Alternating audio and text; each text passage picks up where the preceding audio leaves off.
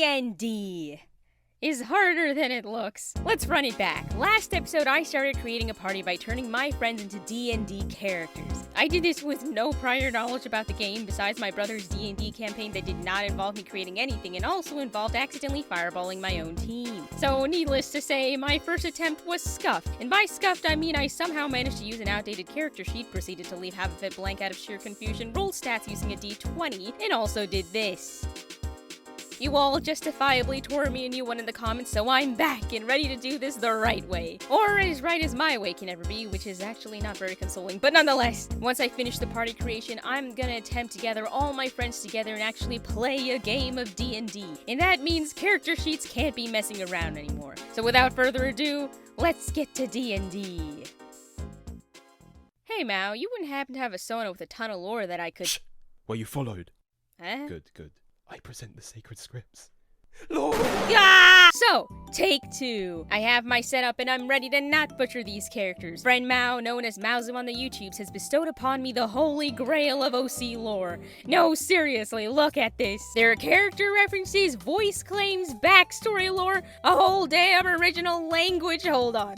Ego Kunia Ku Tay.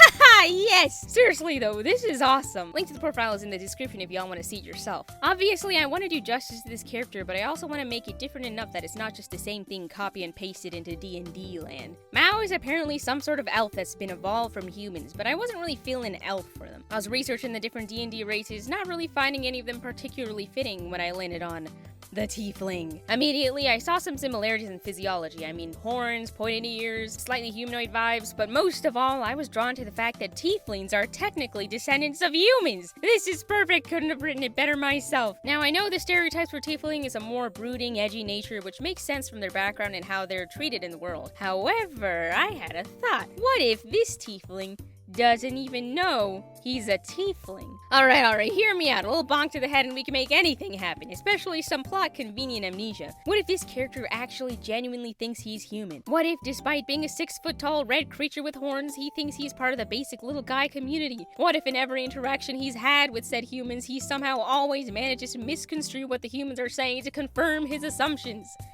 I think this is delightful, hilarious even, and aligns with Mao's character's obsession with humans. This tiefling has always had a deep admiration for the community that humans have made with one another, and even through literal amnesia, he holds on to that admiration, and maybe sort of interprets it as him being one. I think he has to be a bard. I mean, Mao music, it's a thing. He's level 3 because the rest of them are, and the alignment, which I now know is this chart thanks to you guys, is probably a solid chaotic good. Their heart is in the right place, they just create a little chaos to get there, intentional or no. And then we get to the background part. Oh joy. Rejoice, D&D enjoyers, I learned what a background actually is, but also stop rejoicing because I sort of like the power of choosing everything by myself, so I think I'm gonna break the law now. For those who don't know, D&D is a bunch of pre-made backgrounds that you can assign to your character, and they come with extra skills, equipment, and a bunch of preset personalities with like the traits and ideals and all those boxes. Instead of doing that though, I'm just gonna pick and choose which pre-made background traits I like, and if I can't find any, I'ma just do my own thing. Yes, I'm doing it wrong, and yes, I also don't gaff a gaff.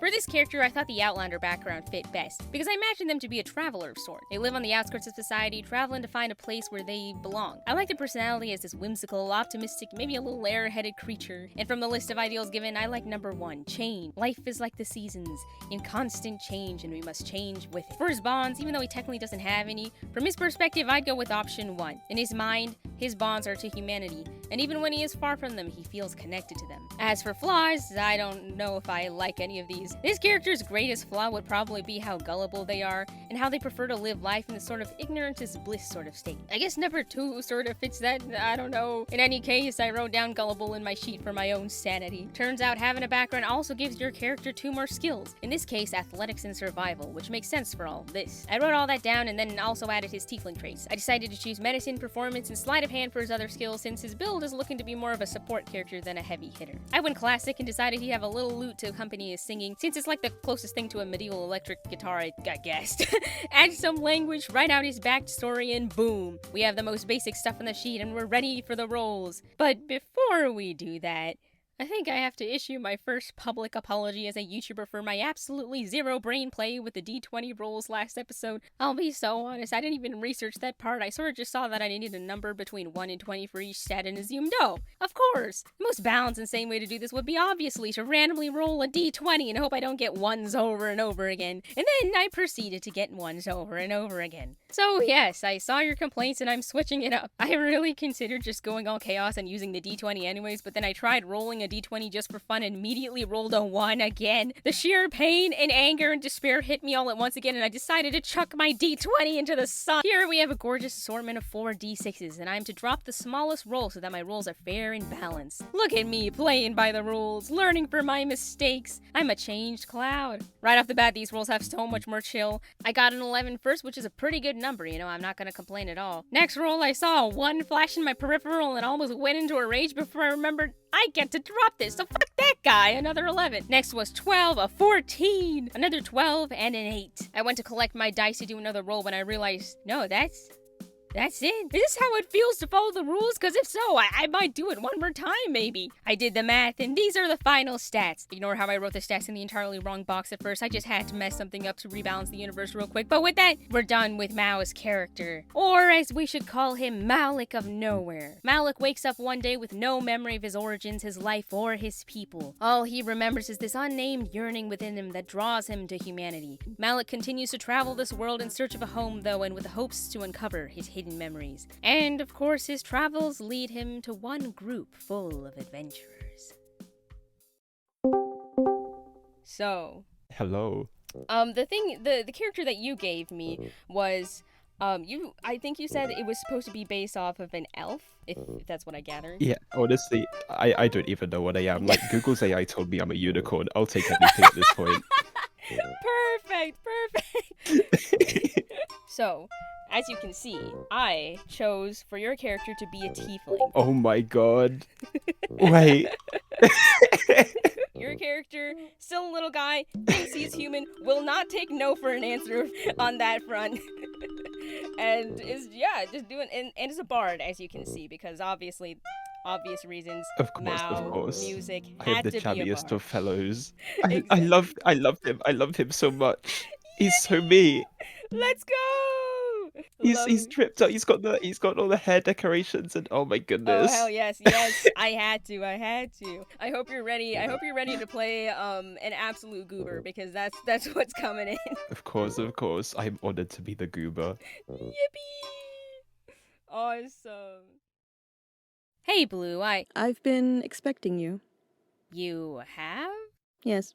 According to my divine foresight, you're here to give me knives. Yes, many knives, long, sharp knives. I promise it'll be great. Explain on the way. Wait. Let's go! Since we're getting serious with the character creation, I thought it would be appropriate to make a character that would be a bit more involved with the world of D&D's lore. Which is a thing, by the way. I guess I knew there was some lore to the D&D scene, but I didn't realize that there was an entire actual world with places and history and gods. I sort of always thought you were supposed to make that part up when you made your campaign. But that piece of knowledge threw me into a spiral of reading, and I found myself delving deeper and deeper into all these sources and documents, spending hours researching, and by the time I was at the end, I realized I had learned all about one god. Yeah, that was all for one god. D&D has so much lore that I spent hours just reading about this fucker. This is concerning and intimidating and also so freaking cool. The moment I learned about the drow, I knew I wanted to use them for Blue's character. After all, Blue's persona has a really interesting concept, being a piece of the moon fallen into the ocean. Getting that divine, elegant vibe from this one, and I knew that they had to be a type of elf no matter what. But after looking into it, I think the drow is a fun fit. One, because they add a little spice and also parallel the fallen aspect of her character, having been elves banished from the overworld and into the Underdark. And two, because of the god their character will worship. Elistri. I believe that is how it's pronounced, but that's what we're going with. Elistri, from my understanding, is kind of the redemption goddess compared to her sister. She's the goddess of dance and swordwork in the moon, and oh god, she's so cool and perfect for Blue's character. For her class, I wanted something that fit her new faith, but I wasn't really feeling cleric. I wanted something a bit more grounded, and ended up setting on druid. Mostly at first because druids had this thing called the Circle of the Moon and sounded like a perfect fit, but then I saw a different circle, the Circle of the Swords. And then my mind spiraled to the mental image of a badass sword dancing forest drow, and I was like, Yeah, no, that can't be beat. So I decided this character would be a level 3 druid of the Circle of Swords, chosen in respect for her goddess. I think after everything she'd be a lawful good, striving to go against her upbringing, and considering I wanted her home to be in a forest far away from most societies, the hermit background fit best. Which means she gets medicine and religion skills, which fit pretty well. For her personality traits, I like 2 and 4, meaning she's serene in the face of danger while also being empathetic to the suffering of others. In her case, especially animals. Her ideals align with number 2, logic, stating that emotions must not cloud our sense of what's right and true. And of course, her bonds align with number 1, where she is closest to the other fellow druids and the other creatures that live in her forest. Lastly, I'm liking the flaws in this one way better than our choices for Mao's character. And in fact, I think number 3 works best. I think that this character, after spending so long in the Underdark with a very polarized version of what's wrong and evil, comes to the surface and decides that the only way to be good is to be the very opposite of that. In a way, she switches out one extreme for the other and becomes dogmatic in this perceived philosophy of what is considered goodness. With the character stuff down, I got to writing down her Fey ancestry traits, including her aversion to the sun and her proficiency in perception, and then her druid traits. I had her choose animal handling and nature for her skills because I think they fit best for her forest-lived life, and I gave her a fancy sword as her primary weapon. Now that the basics are in, it's time for the rolls. I started off the first roll with an 11, which seems to be a popular sum of 3s here. The next roll was a bit more promising with a whole 15, followed by a 14 too, wowza! These dice really like blue. We get a 13, another 11, and a final, you guessed it, 11.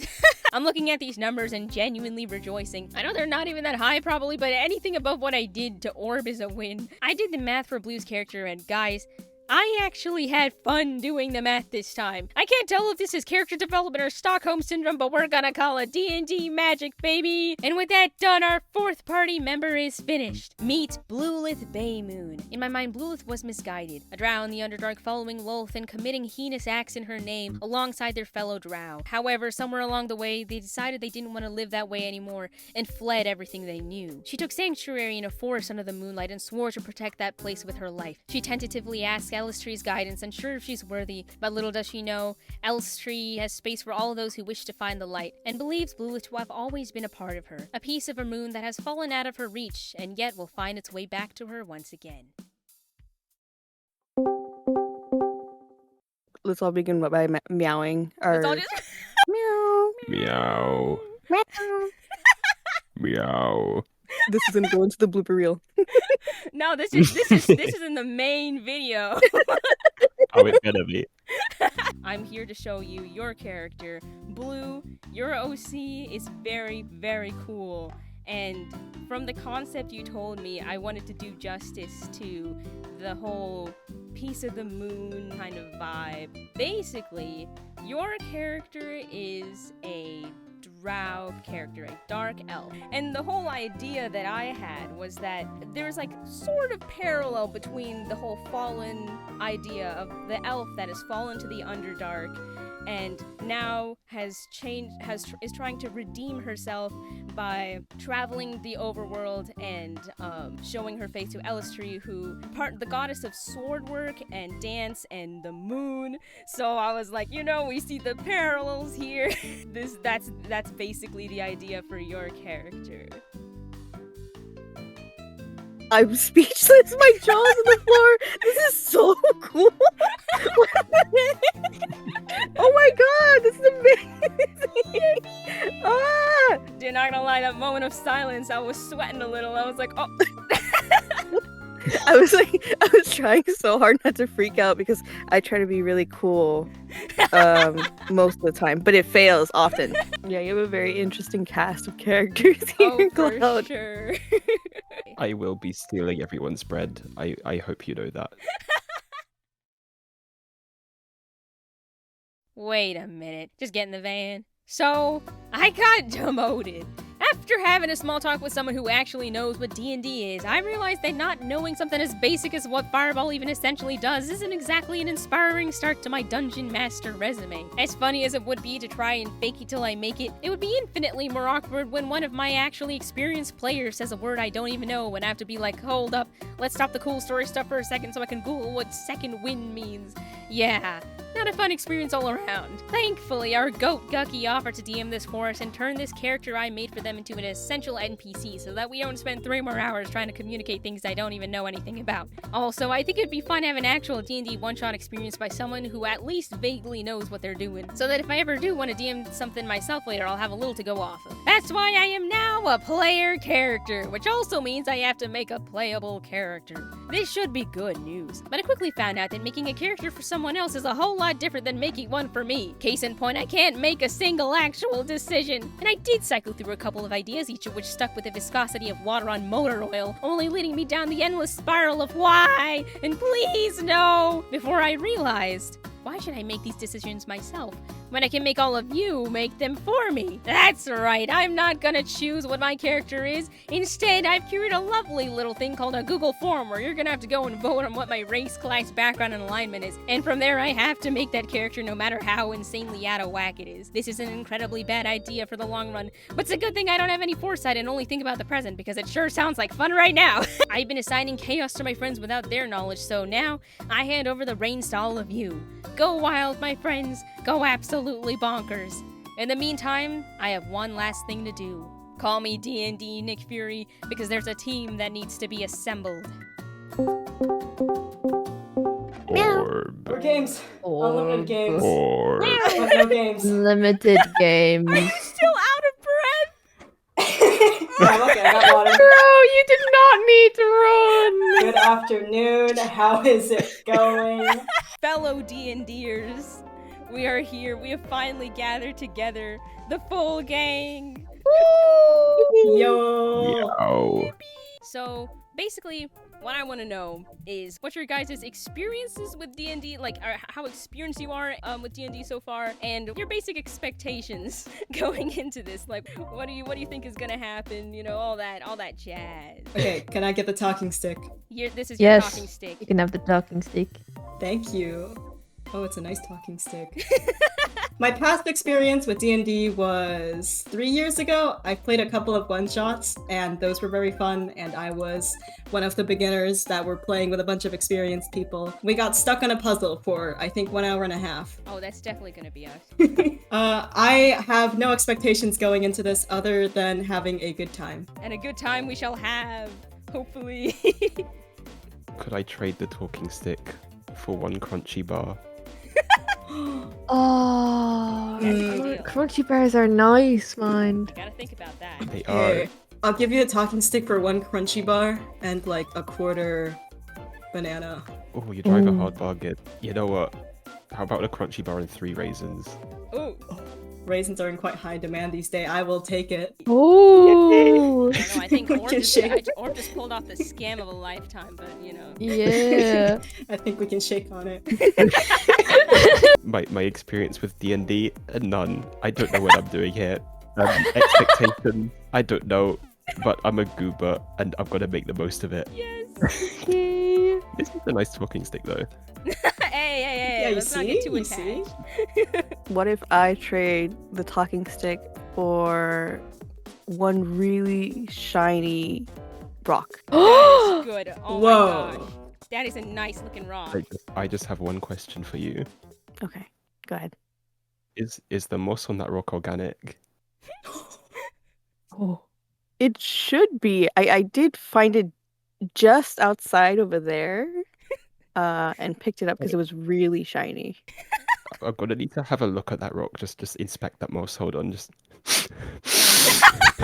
Oh my Oh, that's some good moss. Okay. Okay, you get this stick. Thank you. Did I you- felt is it- that.